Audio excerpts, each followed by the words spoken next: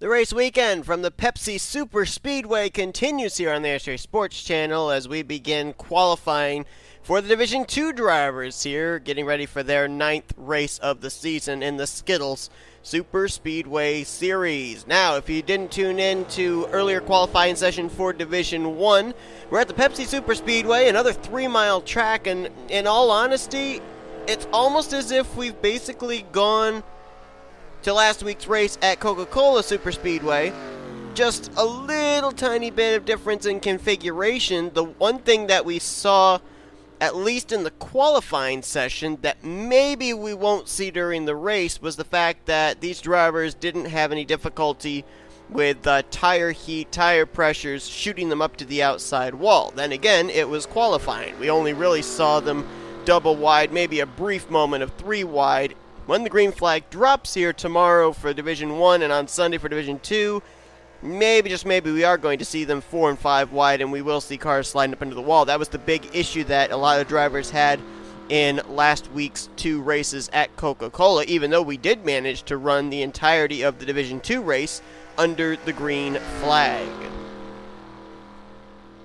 We also last week ended up having our 8th different winner in 8 races this season, and so now coming into this race here at Pepsi Super Speedway, it begins in terms of drivers making it into one of the 8 available playoff positions via highest in the point standings with a win.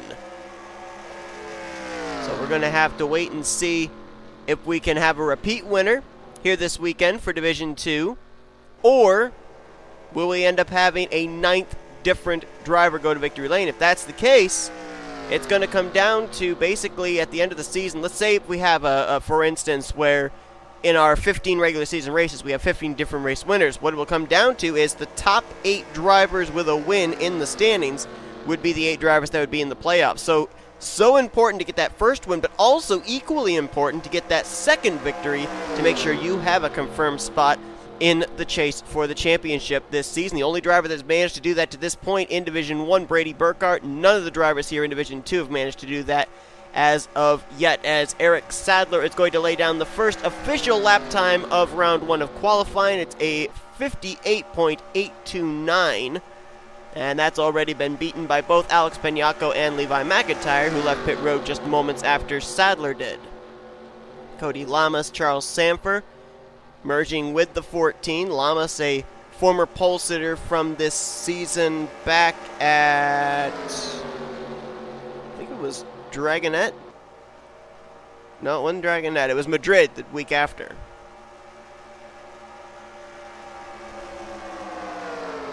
Charles Sanford there in the 0-3. Now both of his teammates out of Retro Racing Enterprises managed to make it into the second round of qualifying. Kyle Matthews, Jessica Shelton, they were in the Division 1 qualifying session earlier today. And Jessica Shelton, of course, getting the pole position, making her the second driver this season to have a win and a pole in the Skittles Super Speedway Series. William Brock was the first one to do it from this division, Division 2. As Sanford top of the board there, getting the draft off Cody Lamas, 56.470. I'm expecting to see speeds a lot quicker than that, though, in this session. I'm expecting to see drivers down around the mid-55s, maybe even the low 55s, maybe as low as a 55.3, 55.4, something like that. Jesse Turner now top of the board, 56.1, so we're yet to break into the 55 second lap time.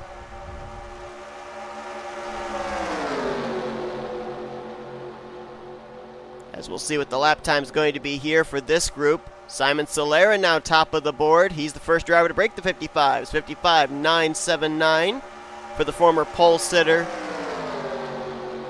Simon Solera had a pole back at Dragonette.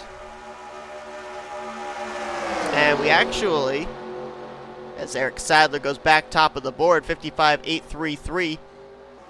Charles Sanford up to second. We actually have yet in either division to have a driver get 2 poles this season.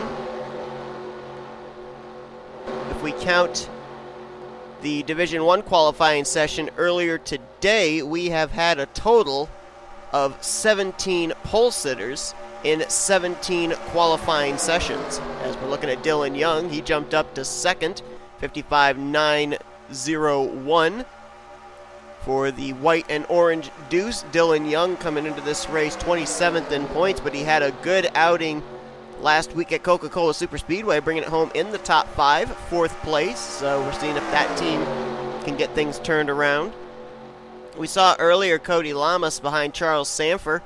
He had a 2nd place finish last week to John Andrews, so he also is climbing through the standings. Lamas comes into this race currently situated in the 25th position in points, and he was outside the top 30 in the standings heading into that Coca-Cola race. Two drivers we got to talk about here too for just a brief moment are William Brock and Simon Solera. Sadal Solera and William Brock. Sadal Solera winning from Madrid, William Brock winning at Armory. Both those drivers really need good runs here this week in particular. There's Brock, because Sadal comes into this race 26th in points, William Brock 29th. And remember, you have to be in the top 30 in the standings for your win to even count towards a playoff position. Brock right now is 7th fastest on the board, trying to transfer into the next round. Brock, of course, the first driver to have a win and a pole this season. The win came much earlier than the pole did, but now trying to be a 2-time pole sitter as top of the board. How about the 34 of Trey Wright? Let's see where he's at to be able to get such a good lap. He's quite a ways ahead here. Oh, he's in this group with Lamas and Sanford and Eric Sadler, actually. And Trey Wright had a good qualifying effort last week as well at Coca-Cola. Made his way into the top 10, round 2. Qualified 10th. I believe, if I remember correctly, he was 2nd in round 1 of qualifying that week. I'm trying to remember who the fastest was. I can't place who it was. I'm pretty certain that Trey Wright was 2nd fastest in round 1 at Coca-Cola. And we mentioned how these tracks, Pepsi and Coca-Cola, are so similar, so probably not much surprise to see the 34 has speed here, like he did last week. But now we've got a new driver top of the board. That's our winner from Dragonette, Nathan Ormond. And he's now flanked by our Daytona winner, Caleb Farrell, in 2nd. 3rd place, Simon Bloomfield, and all 3 of those drivers are in this pack right here. 55.727 for Nathan Ormond. Drops Trey Wright down to 4th, Sadler there in 5th. Jake Galloway right now in 6th. 7th place, Alexander Rowe. Cody Lamas 8th. Vince Almriego, our winner from Pensacola, is 9th. And right now, Levi McIntyre clutching to that final 10th position. Levi McIntyre, it's not exactly been a great season for him. Same for Jake Galloway, both of them in the top 10. As soon as I say that, Levi McIntyre is knocked out. And guess who knocked him out? His teammate, the 2 of Dylan Young, who jumps up to P2. So now it's Vince Almriego on the bubble spot. Almriego in this group right here with Dylan Young. Dylan Young in 2nd, Almriego in 10th. Fitzwater and Chris Maley also in this pack, but neither one of them currently in the top 10. Fitzwater's 21st fastest, Chris Maley in 20th fastest. I think right now that Ormond, Young, Farrell, and Bloomfield might be safe to make it to the next round with 55.7s. Everybody else, it's kind of up in the air. But at this moment in time, Almriego still holds on to that 10th position. As soon as I say that, he's out. Jesse Turner just jumped in, as did Patrick Smith. That eliminated out both Almriego and Cody Lamas. That puts Alexander Rowe, the 83, on the bubble spot. There's Lamas dropping to 11th now. Where is the 83 at of Alexander Rowe? As Josh Drake comes back on track, there he is. Actually, two of the drivers that jumped up and put him on that bubble spot right behind him. Turner, the 77, up to 9th. Smith, the 58, up to 8th. And I don't know if they're going to count this lap or not. But all three of these drivers right now in the top 10, so they're just trying to hopefully improve their lap times. Let's see if they do count the lap at the 83, and they do. Doesn't improve, though. Neither does Turner. Neither does Smith. Alexander Rowe just hoping nobody else improves. Keith Batson dead last right now. He's had no draft this entire session. Carson Gum just crossed. Anyone from this group going to be able to jump in? Doesn't look like it. Jeff Scott, our M&M's winner. Michael Norman, last week's winner, John Andrews. They're not going to be able to race their way into the top 10. Looks like Trey Wright's coming to pit road. He's going to make it to the next round in 5th. Sadal Solera, no improvement. He's by himself. Lamas, last-ditch effort with Levi McIntyre and Charles Sanford. Looks like it'll be Lamas 11th, McIntyre 13th, Sanford 15th. They won't make it to round 2. Voiles 17th. Eric Sadler, though, who was the first car out on track, he'll transfer. And it will be Nathan Ormond, our Dragonette winner, who's going to be the fastest here in round 1 as the session is complete. So Nathan Ormond will transfer to the second round with a chance of qualifying for the pole, which, if he succeeds in doing so, he would join Jessica Shelton and William Brock as drivers who have won a race and a pole. Dylan Young transfers as well. Caleb Farrell, he's won a race this season. He'd love to get a pole spot. Simon Bloomfield transfer. Trey Wright for the second straight week makes it to the second round. Eric Sadler. Jake Galloway, he's going to qualify into the second round, as well as Patrick Smith, Jesse Turner, and Alexander Rowe. To my immediate knowledge, none of these 10 drivers is a former pole sitter from this season, so it looks like we are guaranteed to have our 17th different pole sitter of the season. I'll have to check back in my notes before our second round of qualifying to confirm that, but it looks like that is going to be the case. The rest of the field is set from 11th on down. It'll be Lamas, Almriego, McIntyre, Maley, Sanford, 11th through 15th. And your top 20 will be Rob Evans, Daniel Voiles, Alex Gray, Simon Solera, and Zachary Fitzwater. As you look on down further in the results, we talked about 2 drivers that really needed good qualifying efforts here for good runs in our race on Sunday. William Brock, 29th in points, qualifies 21st. Not too bad, but not that great.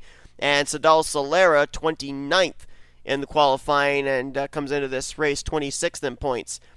So both those drivers really need to hope that their finishing results are going to be a lot better than their qualifying results. You also look here in terms of a couple of drivers that are up near the top of the leaderboard in terms of point standings. Carson Gum down there, 32nd. He's 4th in the point standings, so not the qualifying effort he was looking for. And how about the points leader, Fury Gamington, back there in 38th. So he's got some work to do as well when the green flag drops here on Sunday evening. But that does it here for the first round of qualifying. Don't go anywhere. We're going to find out who's going to be on the pole position for this week's race at the Pepsi Super Speedway. Round 2 of qualifying coming right up.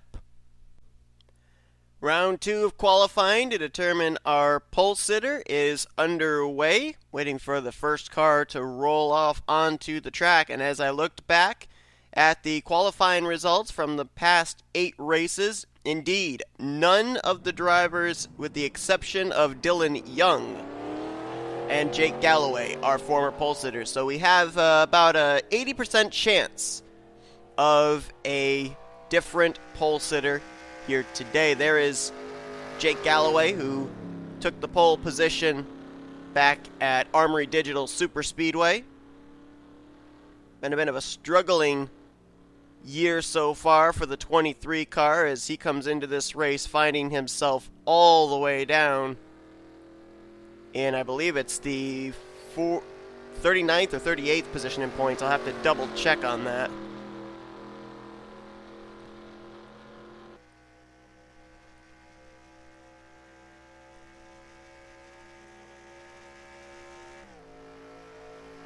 '38th. And he actually dropped to 38th after last week's race at Coca-Cola. He was up in 36th before that race. So Jake Galloway trying to at least build off of what's not exactly been the greatest of starts to his year.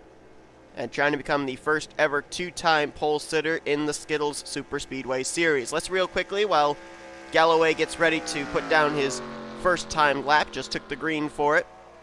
Let's find out where the 10 drivers that transferred into this second round of qualifying come into this race via the points. Highest of them would be Simon Bloomfield. He is 9th in the standings coming into this race. Nathan Ormond, our Dragonet winner, is 12th. Caleb Farrell, our winner from Daytona, in 14th. Trey Wright, he is 18th.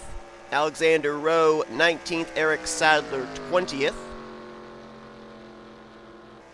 Dylan Young, who had the pole back at Pigs Creek, he's 27th in points.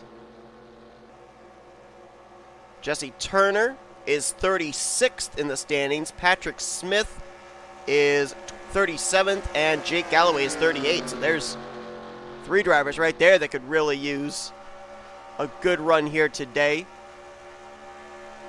For Turner and Smith, they're looking for their first pole of the season. Galloway, as we mentioned, looking for his second as he lays down at 58.133. Might have had a little bit of help from draft from Alexander Rowe there in the 83. Now we got to start looking to see if there's going to be any 2-car tandems here in the final 2 minutes of this second round of qualifying. You've got the 23 and the 83 together here. Patrick Smith and Simon Bloomfield, they're together, so look for them to maybe make a charge for the pole. Farrell's by himself, though, as is Turner, so I don't think they'll have a shot for it. Trey Wright there as well by his lonesome. Here's a duo, Nathan Ormond and Eric Sadler. I'm expecting the 14 to jump top of the board here. And he doesn't, actually. Ormond with a 57.4 to Sadler's 57.8. Dylan Young doesn't look like he'll get his second pole of the season as he's by himself. And then there's this duo again with Galloway and Rowe. Galloway with a 137.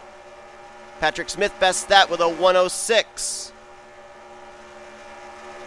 So it's going to be one of 6 drivers here as we're into the final minute of this session. It's going to be either Alexander Rowe, Jake Galloway, Nathan Ormond, Eric Sadler, Simon Bloomfield, or Patrick Smith. That's who's going to decide it, I think, for this pole. And right now, Smith's the car in the draft of this duo. Galloway's the draft of this duo. And Ormond's in the draft of this duo. So I think they're going to be the first ones to lay down the gauntlet. Let's see what these guys run. Sadler and Ormond. Sadler 56.922. Ormond 57.061. Let's see if Galloway can beat that 922 laid down by Eric Sadler. He's the one in the draft. And he does, 8.47. But Rowe with a 7.31 and Smith with a 7.65. I think they got one more lap that they can do. Bloomfield top of the board, 6.5 or 6.15. I didn't even see that. So right now the 21 is on top. It's looking like the car that's in front is getting the better run here in terms of the lap times. I thought it would be the car that is behind. And oh boy, they are catching Dylan Young, are Galloway and Rowe. So they're going to have a pretty good lap time here. That might be the one that's going to decide it for this pole. Ormond going to let Eric Sadler by. Shoots down to the inside. This is going to be it. I think this is going to be the final lap here for these drivers to decide who's on the pole. Sadler does not improve. Ormond does not improve. Watch for Rowe. This is going to be a good lap time for the 83. Off the draft of Dylan Young. Can he beat a 6.15? 5.21. And it's a 6.18 for Galloway. Rowe's top of the board. Smith does not improve. Neither does Bloomfield. I think that just did it. I think Alexander Rowe with a 56.521 just got the pole position for Sunday night's race here at the Pepsi Superspeedway. Almost a full tenth faster than Bloomfield's 6.15. Galloway was close to getting second by 3/1000ths. But I'm pretty certain that is the last lap they are going to count here. We'll wait and see. Let's jump up to these guys, just see if they are going to count this lap or not. Looking at the ticker, no, they are not. They did not count the laps of Ormond or Sadler, so that is it. Alexander Rowe is going to make his way to the front of the field for the start of Drivers, Sunday to night's your race. cars. It is his first pole of the season, and we are now 18 for 18 in different pole sitters this season in the Skittles Super Speedway Series. How about that? You'd think at this point we would have a repeat pole sitter, but we have not had that take place yet. It will be an all-Toyota front row, as Alexander Rowe will be the pole sitter. Simon Bloomfield will line up alongside him in second. Jake Galloway close to being the first two-time pole sitter, but he'll have to settle for the inside of row 2 along with Trey Wright. Patrick Smith, Eric Sadler make up row 3. Nathan Ormond 4th. Jesse Turner 5th. Or, I'm sorry, 7th rather, and 8th for Ormond and Turner. I was thinking in terms of the rows they were going to be starting in. And Dylan Young, Caleb Farrell will start 9th and 10th for Sunday night's event. So our fields are put together. Tomorrow night it's going to be the Division 1 race here from Pepsi Super Speedway. And then on Sunday night it'll be the Division 2 race. It'll be interesting to see what kind of racing we're going to have with race conditions, where drivers will undoubtedly tempt 3, 4, maybe even 5 wide and see if there's any similarities between Pepsi Super Speedway and Coca-Cola Super Speedway that we were at last week. But that is going to do it here for the qualifying sessions this week at the Pepsi Super Speedway. Hope you enjoyed this qualifying session. If you did, be sure to give us a like, subscribe, become part of the crew today. And we will see you guys tomorrow night as the race weekend from the Pepsi Super Speedway continues. Division 1 green flag will fly tomorrow evening. Till then, I've been Seth Cole, and you've been watching a production of the NNSCRA Offline Racing at its best.